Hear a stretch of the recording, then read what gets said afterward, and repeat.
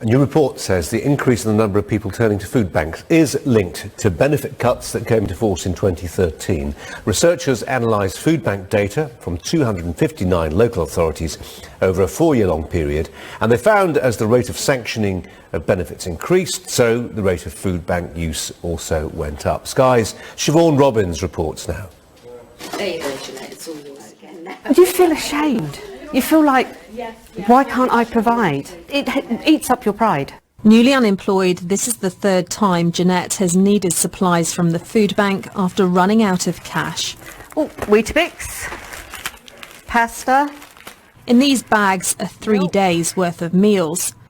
Here at the Wokingham Food Bank, they support around 80 people a month, a growing number of whom have had to come here after their benefits were stopped. When they sanction you, it's immediate. You've got nothing. And you're supposed to still pay your rent, your electric, your gas, and buy food with nothing. It's impossible. So if it wasn't for this, this place and places like this, there'd be a lot of people going very, very hungry, including children. Around a third of the people referred here have had their benefits sanctioned. Essentially, it means their payments are stopped as a penalty for not following the rules. The government's always denied this leads to a rise in food bank use, but a 4-year study today claims there's a clear link, and volunteers here agree. As 1 in 3 are coming to us because of benefit issues, and the people we see who are sanctioned almost immediately and don't know they've been sanctioned until there's no longer any money for them, it's a real difficult problem for us at this food bank. We are feeding people who are directly affected by it. Those handing out the food say the penalties are too black and white and people are losing money for simple mistakes. More than 1 million people now rely on food banks like this one, and Labour says that this report is proof that the sanctions system needs to be scrapped. But the government disagrees. It says this is a complex issue, but adds that the number of sanctions given out in the past year has fallen sharply. Jeanette hopes this will be her final visit, but campaigners now want a more lenient warning system so that fewer people find themselves too poor to buy food. So to what extent are cuts to benefits to blame for the subsequent rise in food banks? Joining us to discuss this, Andy Walton from the Centre for Theology and Community and Research Director at the Taxpayers Alliance, that's Alex Wild. Gentlemen, a very good afternoon to both of you. Andy Walton, if I can start with you. On one level, it's a no-brainer, isn't it? Somebody sees their benefits capped, they're in financially more straitened circumstances, and they may then have recourse to go to a food bank. And actually, if anything's a bit of a surprise, it's that we're saying something like a third of the people who are going to food banks are in that situation, and actually some people might think it would be a higher proportion. So on one level, we shouldn't be surprised by this research. Yeah, I think what we've learned from this research today is there's actual data to back up what's long been known anecdotally. So in the piece there, you heard the volunteers at the food bank saying, well, yeah, obviously we knew this. We've had stories, people I know who volunteer in food banks, friends, family even, who volunteer in food banks have been saying this for a long time. I think the significance is today that there's some data, independent research carried out by academics from Oxford University. This is robust research that kind of shows this. And almost as you say, it is surprising that the figures aren't higher, but when you bear in mind that the number of other kind of pressures that there are on people's finances who are in poverty, if you think about electric meters, if you think about rent to pay, often from private landlords, that kind of thing, if you think about maybe high-cost loans that they've been forced to take out through being in poverty, actually food banks are one way in which they can take a slight weight off their mind and say there's somewhere here offering me a way out of some of the problems that I've got. Alex Wild, I was trying to figure out where the Taxpayers Alliance might come from on this one, because there's limited involvement for the taxpayer, isn't there? We're not really on the hook as taxpayers for what happens in food banks all that much. And in fact, if anything, food banks are an example of that old idea that Edmund Burke used to have, the old Tory philosopher, that these small battalions of people come together to help people in less good circumstances than them. It's the charitable sector that's doing the heavy lifting on this, isn't it? Absolutely, and I think that's a good thing. I mean, food banks are a good thing. It's bad that people have to use them, but it's a good thing that they exist. But this report is specifically about sanctions. And actually, I think in principle, sanctions are a good thing. I think they're necessary.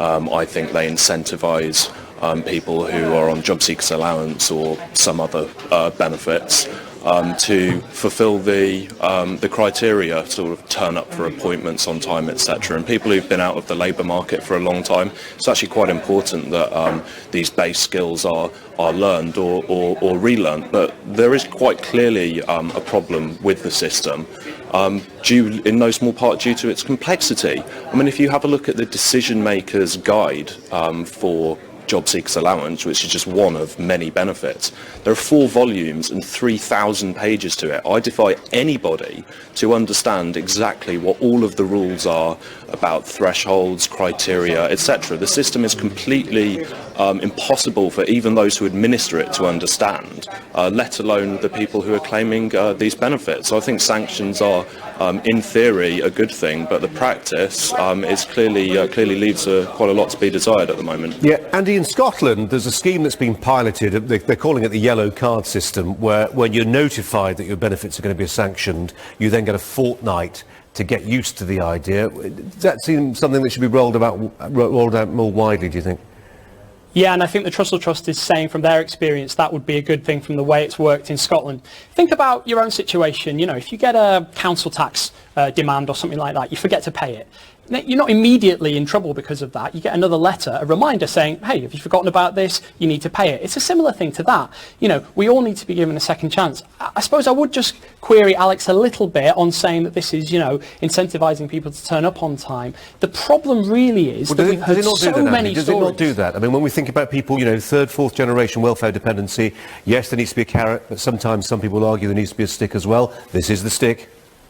Third and fourth generation welfare dependency is a tiny, tiny proportion of people. What we've heard about repeatedly through anecdotes and now through evidence is actually that tiny little misdemeanours, such as being a couple of minutes late because the bus was late, have led to people being sanctioned.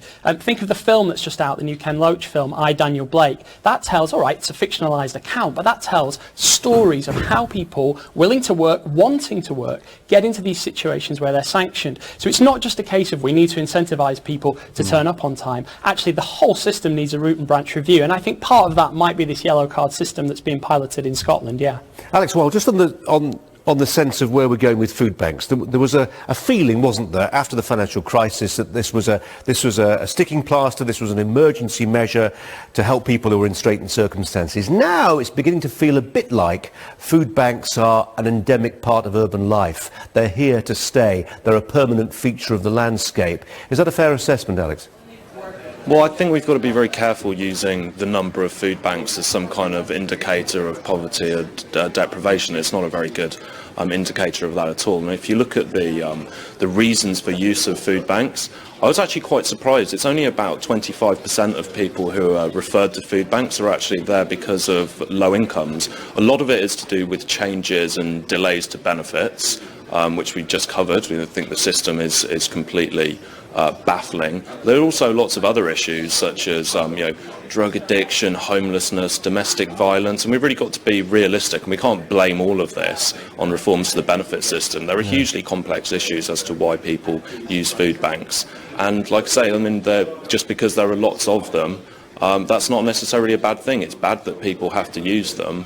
But the way in which it's being used as some kind of indicator to show that, you know, the government is doing terrible things to welfare, I'm afraid just doesn't really stack up. And they are, as you said to start with, they are a sign of a community coming together and providing charitably. And I think that's a good thing. Andy?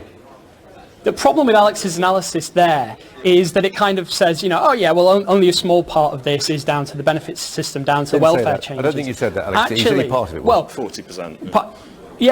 So that's he's saying that's not the majority of the problems here. The real issue is that people in poverty are caught up in a web of problems, and that web of problems involves things like high-cost lenders, involves unregulated landlords who are able to chuck people out at a moment's notice. It involves all that kind of thing. You know, these prepayment meters for energy companies that are fleecing people. So while people presenting at the food bank might say, you know, I think of my friends who for instance, I spoke to someone only this morning off the back of this story, who runs a Salvation Army homeless hostel here in the south of England, and she was saying, you know, actually, oh gosh, sanctions, tell me about it. But that's not the only issue. And so until we get a grip on this holistically, which is dealing with sanctions, but also some of those other issues I've mentioned, then food bank use is going to continue to be a major feature. Andy, just in a word, do you accept what Alex says, that they shouldn't be seen as a barometer of the nation's sense of charity or how we treat our poorest? I think it's fantastic that a number of churches and other civil society institutions are offering food banks, but the fact that they have to exist, and they didn't really exist 10 years ago, is an indictment of where we're at as an economy and a society. And Alex, do you accept, for instance, today there's a nursing union saying that there are nurses out there who are having to go to food banks and they're relatively well paid? Well, I think Andy's actually identified a number of problems there, high energy bills and high housing costs. Unfortunately, rent controls is just about the worst possible thing you can do. The reason housing's so expensive in this country is because of the planning system and the government essentially blocking the building of houses. These are issues that need sort of supply-side reforms. They can't just be solved with crude diktats from central government telling landlords how much they're allowed to charge people. We've got to look at the underlying causes of what is now a massive housing crisis, and also things like energy bills are expensive, largely to do with government policy, to do with lots of green tariffs, renewable obligations, etc. We'll end it with the crude diktats. Alex Wilde, Andy Walton, thanks both very much indeed. Thanks a lot.